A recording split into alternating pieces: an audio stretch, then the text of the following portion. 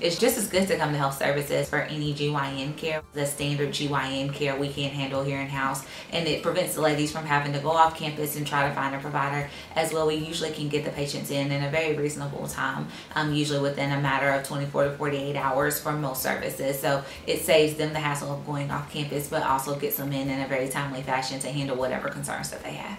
Here at Health Services, we offer a wide variety of services, and that includes contraceptive counseling, and that is with and without Pap smears. If that's something that the young lady needs, we can offer that here. Also offer STI screenings and also STI treatment. We also here do colposcopies, which is a surgical procedure that is commonly done when a patient has an abnormal Pap smear. It's a follow-up procedure, so we do that here. In addition to that, we do just annual physicals. So pretty much anything that anybody would need, we are able to service here at Health Services. In the head-to-toe physical, I am doing a breast exam, and also depending on the age, we'll do a pelvic exam. The current recommendation is that we not do Pap smears on women less than age 21, but in the case that they do need one, we definitely can do that here. My current practice is if I have a young lady that is over the age of 21, I will strongly recommend that we do a Pap smear, especially if she's sexually active, because of the risk of HPV and HPV-related diseases, which can lead to cervical cancer years later down the road.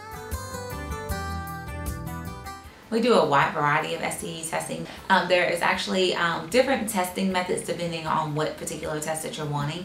The chlamydia and gonorrhea test, which are the two most prevalent, well, among the two most prevalent STIs in this particular population, can be tested for one or two ways. It's either by a urine test, or if the young lady is already having a pelvic exam, I can do it with her pelvic exam.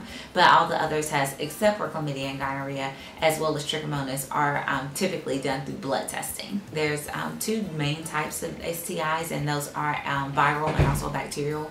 Viral STDs being those that are non-treatable with medications, but you can control the symptoms through medication. So those include HIV, HSV, which is herpes simplex virus, HPV, which is the human papillomavirus, hepatitis B, hepatitis C. Bacterial infections include the chlamydia and gonorrhea, as well as trichomonas, and also syphilis are some examples of those. And all bacterial diseases we can treat with the use of an antibiotic, and those are things that we can prescribe here at the office. There are several different types of birth controls that are available. You have pills, you have patch, you have the birth control ring, you have injectables such as Depo-Provera, which is good for every 3 months. You also have implants such as Implanon, and intrauterine devices such as Mirena and Paragard. We offer pretty much all of the birth control options except for the IUDs here at our office. So we can prescribe birth control pills, the patch, as well as the ring. The Depo shots, we actually do not contain that medicine here in the house, but if we write the prescription, the young lady can go get it at the pharmacy and bring it back, and we'll do her shots here.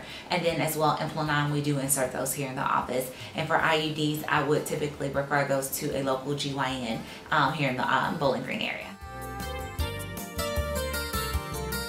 We do pregnancy tests here in the office. We do both urine and also serum pregnancy tests. And if we need to have more detailed information, we do not have those results available to us in-house, but we can send those out to a laboratory and get those answers back typically within 24 hours. I think that each gender has their own unique, I guess, challenges that comes with being a woman or with being a man. And I think that it's important to have someone that can recognize that those are differences and can address those with the patient. And I think it's also important that patients feel comfortable addressing any issues with a healthcare provider, because if you can't address your issues, then they won't get solved. So I think it's very important that a young lady find a healthcare provider that she's comfortable with. That way that they can come to a common agreement on what is the best form of treatment for whatever the case may be.